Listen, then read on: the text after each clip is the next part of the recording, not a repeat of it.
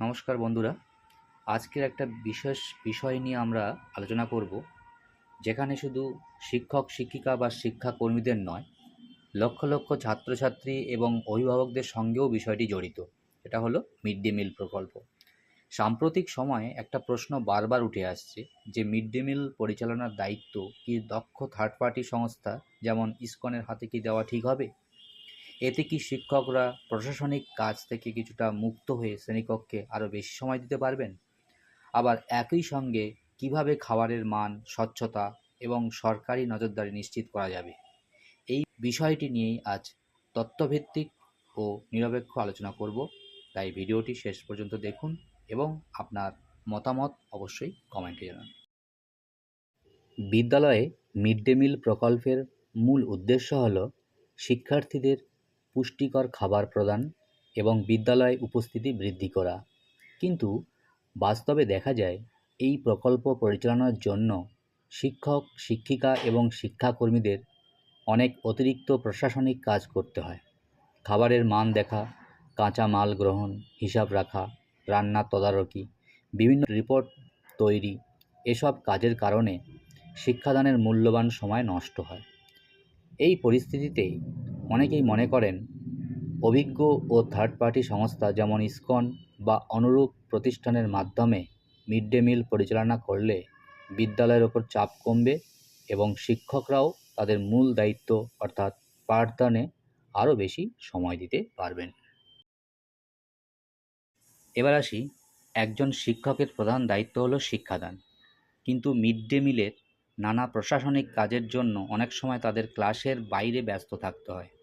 যদি একটা দক্ষ সংস্থা পুরো খাবার প্রস্তুতি ও সরবরাহের দায়িত্ব গ্রহণ করে, তাহলে শিক্ষকদের অতিরিক্ত দায়িত্ব যেমন কমবে, তেমন শিক্ষাকর্মীদের প্রশাসনিক চাপও হ্রাস পাবে, তেমন বিদ্যালয়ের সময় আরও কার্যকরভাবে শিক্ষার কাজে ব্যবহার করা যাবে।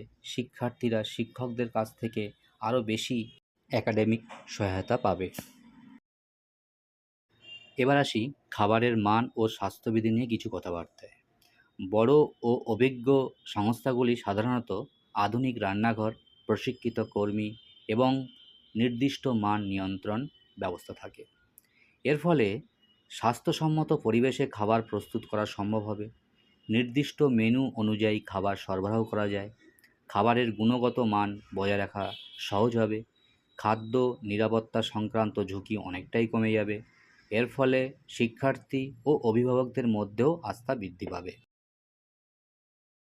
এবার আসি প্রশাসনিক স্বচ্ছতা ও জবাবদিহিতার ব্যাপারে। থার্ড পার্টির মাধ্যমে কাজ হলে দায়িত্বও নির্দিষ্ট থাকে। এর ফলে যেমন হিসাব নিকেশ আরও সুশৃঙ্খল হয়, সরবরাহ ব্যবস্থায় স্বচ্ছতা বাড়বে, নির্দিষ্ট চুক্তি অনুযায়ী কাজ হওয়ায় জবাবদিহিতা নিশ্চিত করা সহজ হয়, কোনো সমস্যা হলে দ্রুত সমাধানের সুযোগও তৈরি হবে। অবশ্যই এর জন্য সরকারের নিয়মিত পর্যবেক্ষণ ও মান নিয়ন্ত্রণ অত্যন্ত গুরুত্বপূর্ণ। এবার আসি শিক্ষার পরিবেশ আরও উন্নত হতে পারে এই ব্যাপারে কিছু আলোচনায়।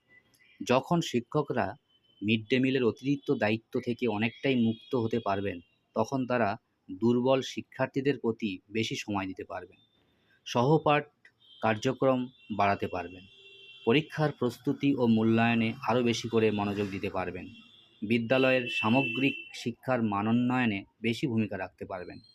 অর্থাৎ শিক্ষক শিক্ষিকার কাজেই বেশি সময় দিতে পারবেন, যা শেষ পর্যন্ত শিক্ষার্থীদের পক্ষেই যাবে। আচ্ছা, এবার মিড ডে মিল প্রকল্পের উদ্দেশ্য কেবল খাবার বিতরণ নয়, শিক্ষার্থীদের সুস্বাস্থ্য ও বিদ্যালয়ের সঙ্গে তাদের সংযোগ আরও মজবুত করা। তাই এই প্রকল্প পরিচালনার যে পদ্ধতি গ্রহণ করাই হোক না কেন, তার মূল লক্ষ্য হওয়া উচিত শিক্ষার্থীদের সর্বোচ্চ স্বার্থ রক্ষা করা। যদি ইসকনের মতো দক্ষ ও অভিজ্ঞ সংস্থার মাধ্যমে সরকার নির্ধারিত নিয়ম মেনে ও কঠোর মান নিয়ন্ত্রণ ও নিয়মিত নজরদারির সঙ্গে মিড ডে মিল পরিচালিত হয়, তাহলে শিক্ষক শিক্ষিকা ও শিক্ষাকর্মীদের প্রশাসনিক চাপটাই কমতে পারে। এর ফলে তারা তাদের মূল দায়িত্ব অর্থাৎ শিক্ষাদানে আরও বেশি সময় ও মনোযোগ দিতে পারবেন। একই সঙ্গে শিক্ষার্থীরা সময় মতো স্বাস্থ্যসম্মত ও মানসম্পন্ন খাবার পাওয়ার সুযোগ পেতে পারে। সবশেষে বলা যায়, যে ব্যবস্থাই গ্রহণ করা হোক না কেন, সেটি যেন স্বচ্ছ, জবাবদিহিমূলক এবং শিক্ষার্থী কেন্দ্রিক হয়। এটাই সবচেয়ে গুরুত্বপূর্ণ। ভিডিওটা ইনফরমেটিভ মনে করলে অবশ্যই একটি লাইক দেবেন এবং শেয়ার করতে ভুলবেন না। ধন্যবাদ সবাইকে। সাথে থাকুন, পাশে থাকুন। আমি আপনাদের অমরজিৎ। Again thanks.